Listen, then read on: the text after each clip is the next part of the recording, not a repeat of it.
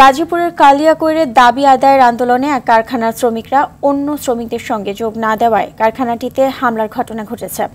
সকালে উপজেলার কামরাঙ্গীরচর এলাকায় এ ঘটনা ঘটে। এ সময় কারখানায় ভাঙচুরের পাশাপাশি 2 শ্রমিক আহত হয়। পুলিশ জানায়, উপজেলার তেলিচালা, কামরাঙ্গীরচালা, মৌচাক সহ বিভিন্ন এলাকার শ্রমিকরা প্রায়ই ছিনতাইয়ের শিকার হচ্ছে।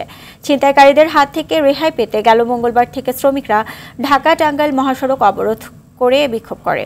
এ সময় তেলিচালা এলাকার শ্রমিকরা আশপাশের কারখানা শ্রমিকদের তাদের সঙ্গে যোগ দিতে আহ্বান জানায়, কিন্তু শ্রমিকরা তাদের সঙ্গে যোগ না দেওয়ায় তেলিচালা আন্দোলনরত শ্রমিকরা ল্যাভেন্ডার কারখানায় হামলা চালায়। পরে খবর পেয়ে সেনাবাহিনী, শিল্প পুলিশ ঘটনাস্থলে গিয়ে পরিস্থিতি নিয়ন্ত্রণে আনে।